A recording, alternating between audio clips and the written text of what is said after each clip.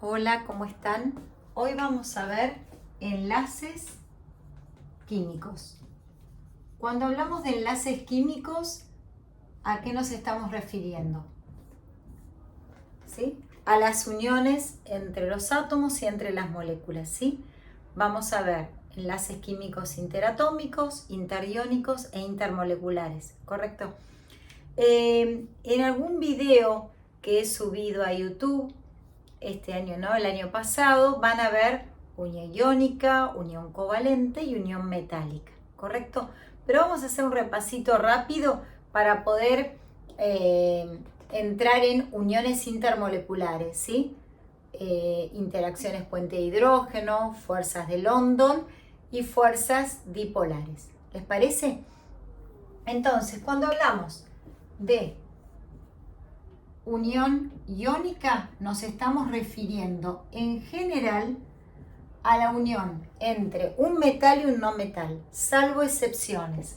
Entonces, en general, por eso lo remarco, es la unión que se da entre un metal y un no metal, ¿sí? ¿Por qué? Por transferencia de electrones. ¿Estamos? Entonces, por transferencia de electrones. ¿Qué es lo que va a pasar? Y la unión se va a dar entre elementos muy electropositivos y muy electronegativos, ¿correcto? Entonces, supongamos un ejemplo muy típico, cloruro de sodio, que es una sal binaria, ¿sí?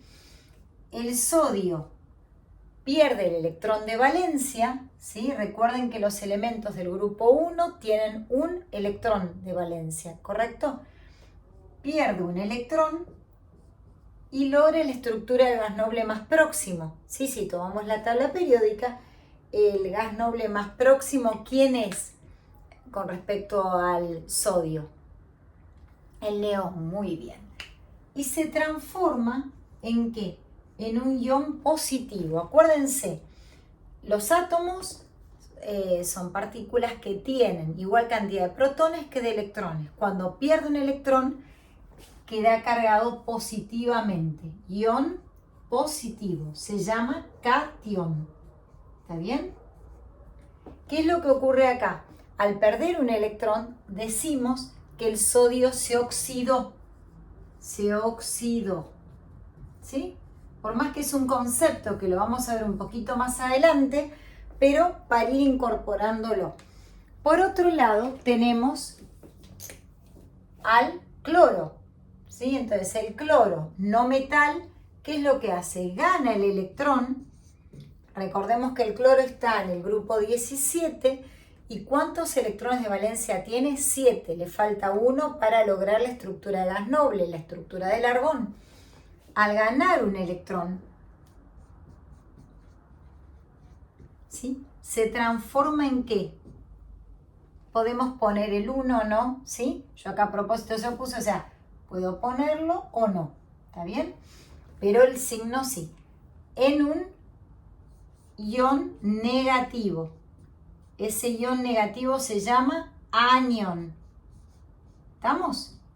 Exactamente se llama anión cloruro, pero pueden decirle anión cloro. Entonces, ¿cómo se da? ¿Qué es lo que tengo que representar? La estructura de Lewis. Estructura de Lewis. ¿Sí? Sodio con una carga positiva y entre corchetes el cloro que tiene 7 electrones propios, ¿sí? Y el electrón que ganó del sodio. Esta es la estructura de Lewis, se representa el catión y el anión. Y el anión entre corchetes, ¿correcto? Fuera del corchete la carga eléctrica del ion. ¿Qué le pasó acá al cloro? Que ganó un electrón. Se dice que se redujo. Se redujo. ¿Sí? Más adelante vamos a retomar esto para balanceo por método ion-electrón. Entonces yo hablé de unión iónica. ¿Cuál es la otra unión?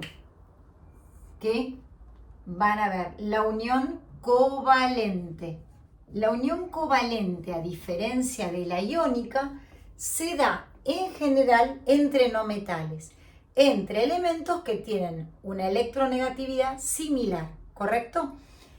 Pero se da por compartición de pares electrónicos. Entonces, acá voy a borrar esto y voy a hablar de unión covalente y voy a poner lo mismo que les puse acá. En general se da entre no metales, ¿correcto? Vamos a considerar al hidrógeno no metal en las uniones químicas. ¿Por qué? Fíjense, su electronegatividad es aproximadamente 2,1, más cercano a los no metales que a los metales, ¿sí? Y por otro lado, la tendencia que tiene es a formar uniones covalentes. Entonces, ¿por qué se da la unión entre los metales? ¿Cómo? ¿A través de qué? Acá no hay ganancia y pérdida de electrones, sino se comparten pares de electrones. Se comparten pares de electrones. ¿Sí? Recordemos que los pares, cuando hablo de un par, son 2 electrones, ¿correcto? Entonces, 2, 4, 6, ¿qué diferencia va a haber entre ellos? Que podemos tener, si se comparte un par, es decir, 2 electrones, hablamos de unión covalente simple. Si se comparten 2 pares, 4 electrones, unión covalente doble. Y si se comparten 3 pares, estamos hablando 3 pares de unión covalente triple. Vamos a ver un ejemplo de cada una para después ver con mayor tiempo, ¿sí? Uniones intermoleculares, ¿sí? Y poder resolver ejercicios de la guía, y de si no, me pueden escribir y me dicen, Karina, quiero que me expliques tal ejercicio, ¿correcto? De la guía 2024. Entonces, voy a dar un ejemplo. Acá vamos a dejar, ahí está, hablamos de unión, pusimos acá unión iónica, ¿correcto? Bien. Entonces, dentro de unión covalente, un ejemplo sencillo de unión covalente simple sería el caso del hidrógeno. El caso, por ejemplo, ¿de qué más? Cloro gaseoso, bromo, ¿sí? Hidrógeno. Represento el electrón del hidrógeno de uno de los átomos y de otro. ¿Esto cómo se llama? Estructura de Lewis. Esta es la estructura de Lewis.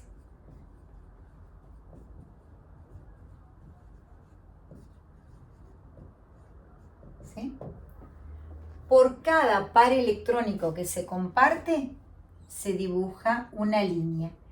¿Esto cómo lo llamamos?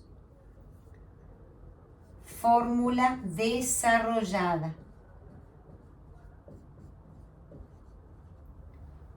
Si hubiera sido, en vez de unión covalente simple, unión covalente doble, voy a elegir un ejemplo así. Vamos incorporando algo de la geometría molecular. Dióxido de carbono. Fíjense, carbono. A ambos lados el oxígeno, ¿sí? El carbono tiene 4 electrones de valencia. ¿Y con el oxígeno qué va a formar? Va a formar 2 uniones covalente dobles. Todos los electrones son idénticos, lo único que les cambia es la cantidad de energía que tienen acumulada. Los puedo graficar con punto o con cruces, ¿sí? Esto lo hago para diferenciarlos. Entonces, acá tengo la estructura de Lewis y si hago la fórmula de desarrollar, dibujaré dos líneas, ¿correcto? Fórmula desarrollada.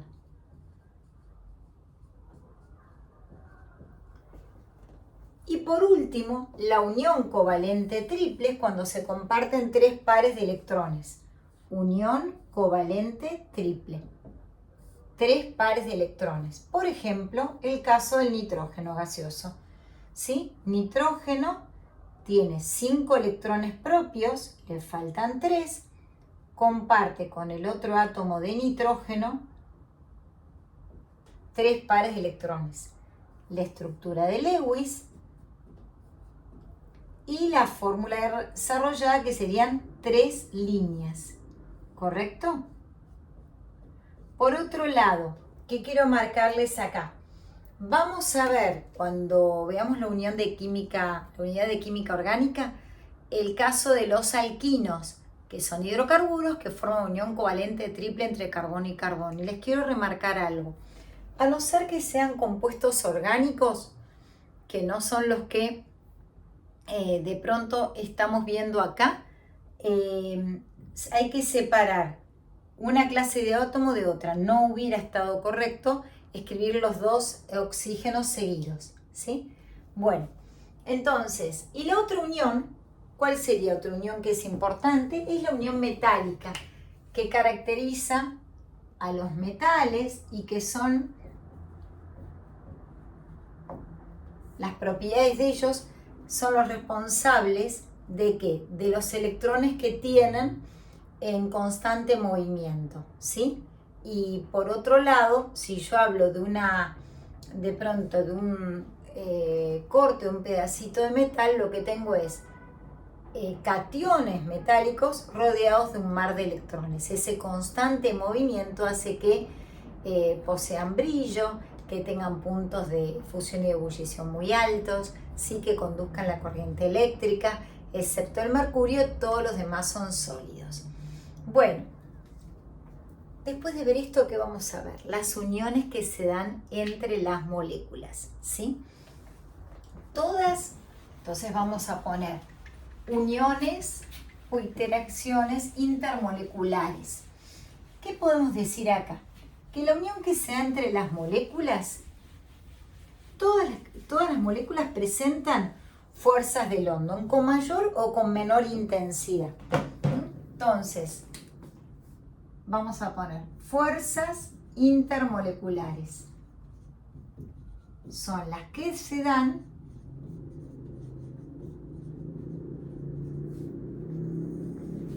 entre las moléculas que presentan unión covalente. Entonces, entre moléculas covalentes, ¿sí?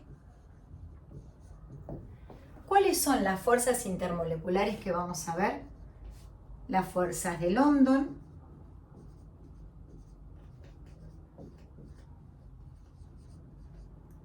las fuerzas dipolares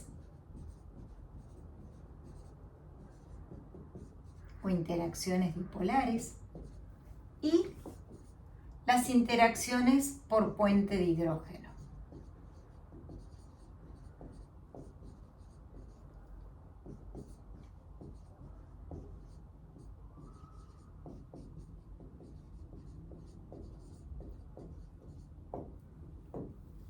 Todas las moléculas covalentes presentan fuerzas de London, todas, con mayor o menor intensidad, ¿sí?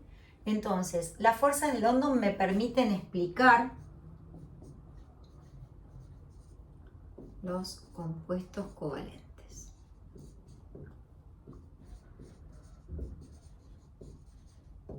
Me permiten explicar, les decía, el punto de ebullición, el punto de fusión, cuando comparo moléculas que tienen una masa molar similar. Pero ¿con qué se relaciona con la polarizabilidad de la molécula. Por ejemplo, si yo les digo cloro y flúor, ¿cuál presenta fuerzas de London más intensas? Bueno, ¿qué voy a tener que mirar? Que el flúor, si miramos el número atómico, tiene 9. Tomamos la tabla periódica, mientras que el cloro tiene número atómico 17. Lo cual implica que tiene 17 protones, 17 electrones y este tiene 9 electrones. La molécula, ¿cuántos electrones tiene de flúor? Como es la molécula de flúor y es diatómica, tiene en total 18 electrones. Mientras que el cloro tiene 34. ¿Qué es lo que me permite determinar a partir de conocer el número atómico? Que las fuerzas de London del cloro entre las moléculas de cloro es mucho más intensa que entre las moléculas de flúor. ¿Por qué? Porque la posibilidad de la nube electrónica de deformarse es mayor en el caso del cloro que del flúor. Entonces, esto me permite determinar que el punto de ebullición del cloro es mayor que el punto de ebullición. Ahora, ustedes me preguntarán, ¿vos sabés de memoria el punto de ebullición? No. Sí, estoy en un examen. ¿Me pueden preguntar esto? Sí. ¿Pero por qué? Porque tengo la tabla periódica que me permite visualizar el número atómico y el número másico, ¿sí? Pero más allá de eso, no. No puedo saber el valor, ¿correcto? ¿Podría comparar otras sustancias? Sí, podría comparar, por ejemplo, dos hidruros, ¿sí? Particularmente amoníaco y arsina. ¿Puedo compararlos? Sí. ¿Tienen masas molares? Similares. Pero fíjense acá. El nitrógeno tiene número atómico 7. El hidrógeno tiene número atómico 1. El arsénico, alveocar, tiene número atómico 35. El hidrógeno, número atómico 1. Si nos fijamos, ¿sí? Voy a chequear esto que les estoy diciendo para no equivocarme. Decía, el arsénico 33. Entonces, vamos a corregir acá, 33. ¿Qué puedo decir con esto? Fíjense una cosa. El total de electrones en la arsina, 33 electrones, más 3 por un electrón, me da 36. Mientras que el amoníaco tiene 7 electrones más 3 por un electrón, 10 electrones. Si tuviera que identificar quién tiene un mayor punto de ebullición, diría que tiene la arsina. ¿Por qué razón? Porque fíjense la cantidad de electrones que tiene. Se deforma más la nube electrónica. Ahora, más allá de eso, no puedo saber. Pero puede haber algún ejercicio que me diga, indique, ordene en forma creciente el punto de ebullición de las siguientes sustancias. Darme sustancias y yo buscando, ¿cómo se llama?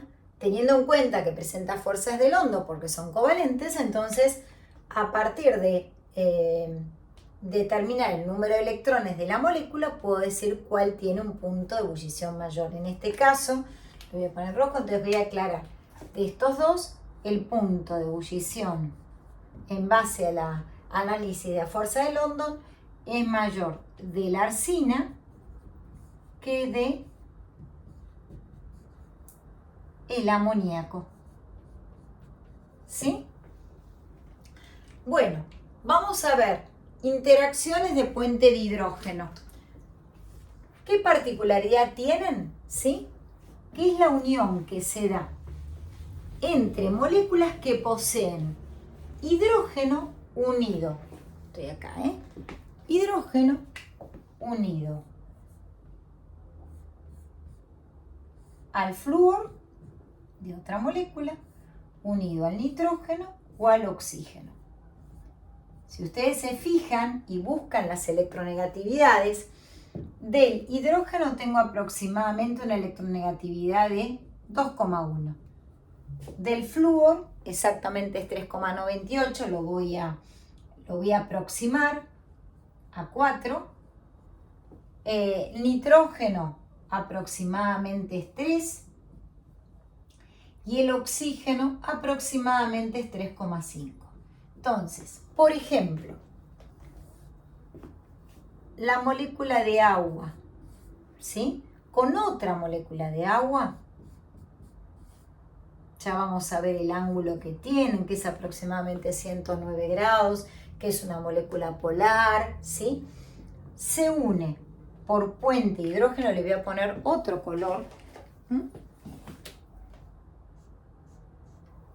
y se simboliza así con una línea punteada con otra molécula, forma lo que se llama un puente de hidrógeno. ¿Entre quién? Entre el hidrógeno de una molécula y el oxígeno de otra, ¿correcto?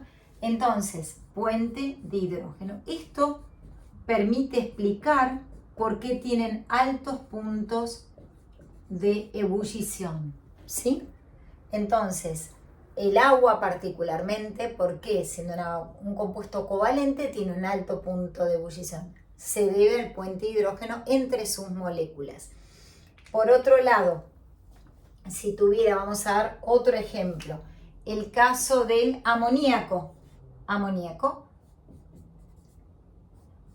represento la molécula de amoníaco y voy a representar la unión puente hidrógeno entre esta molécula y una segunda molécula. ¿Entre quién sea? Entre el hidrógeno de una y el nitrógeno de la otra. ¿Estamos? Este es el puente hidrógeno.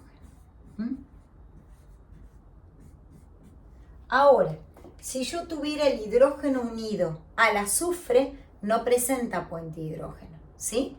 Presenta fuerzas de London, vamos a ver fuerzas dipolares, pero no puente hidrógeno. ¿Por qué? Porque para que presente la interacción puente hidrógeno, tiene que estar unido el hidrógeno, la molécula posee el hidrógeno unido o a flúor, o a nitrógeno, o a oxígeno, ¿sí? Entonces, bueno, y vamos a ver fuerzas dipolares, que los dipolos pueden ser transitorios o permanentes. ¿Qué diferencia hay? Bueno, que eso va a depender si la molécula es polar o no. Cuando hablo de fuerzas dipolares, me estoy refiriendo a dipolos permanentes